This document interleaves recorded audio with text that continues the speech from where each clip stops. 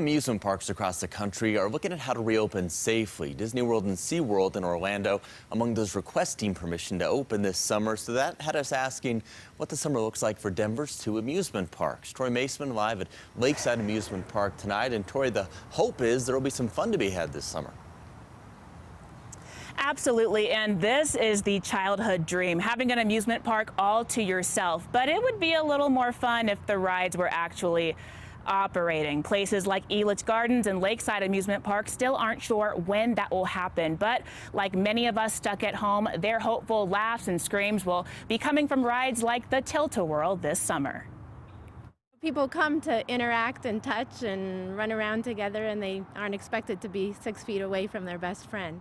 The wild chipmunk sits empty on a hot summer day, and there's no telling how much longer it will. Right now we aren't allowed to open, so even if we wanted to, we couldn't. The safety of thrill seekers is a top priority for Lakeside Amusement Park. While the rides remain frozen, park operators are on the ride to reopen. I think controlling social distancing is going to be an extreme challenge in an amusement park. While Lakeside isn't entirely sure of its future, they expect any mandatory mask requirement for guests to be dictated by the state.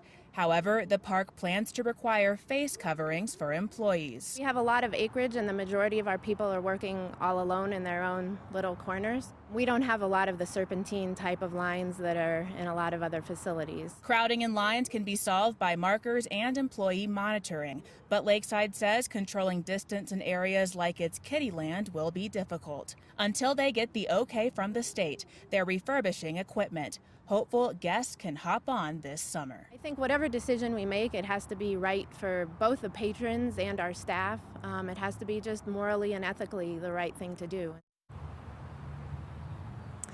Now, Elitch has also said today that their guests will have to wait a little longer. Right now, they're training employees and getting those safety measures in place.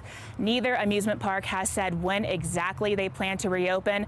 That's all still up to the state. We're live in Denver on the Tilt-A-Whirl. I'm Tori Mason, covering Colorado First.